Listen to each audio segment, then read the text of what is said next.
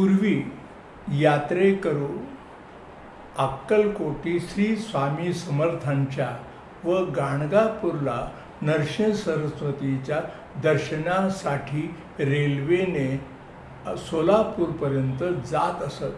सोलापूर ते अक्कलकोट त्यावेळेला दळणवळणाची साधने उपलब्ध नसल्यामुळे बहुतांशी लोक बैलगाडी, टांगे, घोडे किंवा पायवाटेने जात असत. मध्ये बडदाळे नावाचे गाव होते आणि त्या बडदाळे गावी मोरोपंत बापट नावाचे एक ग्रस्त राहत होते.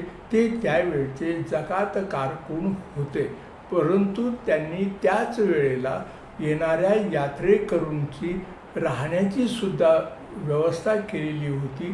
ते लोकांना तेथे राहण्याची व्यवस्था तर करीतच, परंतु त्याचबरोबर त्यांच्याशी मात्र वर्तन व्यवहार करताना अतिशय उद्धटपणे वागत, प्रसंगी हिडीसपिडीसुद्धा करीत, त्यांचा ते यात्रेकरूंचा अपमानसुद्धा करीत.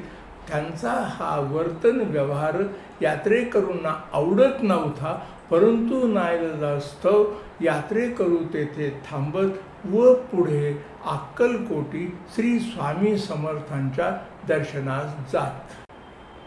एकदा मोरोपंत हे अक्कलकोटी श्री स्वामी समर्थांच्या दर्शनासाठी येतात.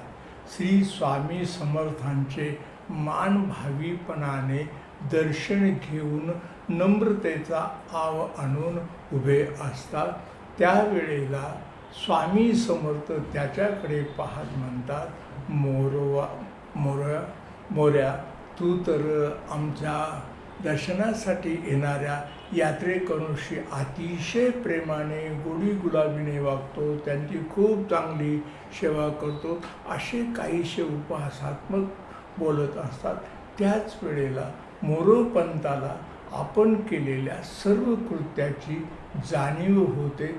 तेव्हा स्वामी समर्थ त्याच्याकडे पाहत काहीसे रागाने म्हणतात, मोरोबा, तू आमच्या यात्रेकरूंशी कसा वागत होतात याची आम्हाला सगळी कल्पना आहे बरं, आम्ही सगळे जाणतो.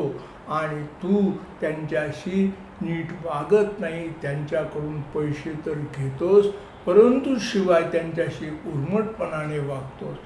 तेव्हा मात्र मोरोबाला कळून चुकते की स्वामींनी आपण कसे वागतो हे पूर्णपणे ओळखलेले आहे. तेव्हा मोरोपंत हा अक्षरशः ढेकळासारखा विरघळतो. आपले कान पकडून तो स्वामींची क्षमा मागतो आणि त्यावेळेला त्याची ती स्थिती पाहून दयाघन स्वामी समर्थ त्याच्याकडे स्मितहास्य करीत म्हणतात, अरे मोरोपंत, माझ्या दर्शनासाठी येणाऱ्या यात्रेकरूंशी प्रेमाने वागत जा, त्यांचं व्यवस्थित आदरातिथ्य करीत जा. त्यावेळेला स्वामींच्या ह्या बोलण्याला सकारात्मक मान डोलवत तो होकार देतो. पुन्हा एकदा स्वामींच्या पुढे साष्टांग नमस्कार घालतो आणि आपल्या बडदाळे गावी परत येतो.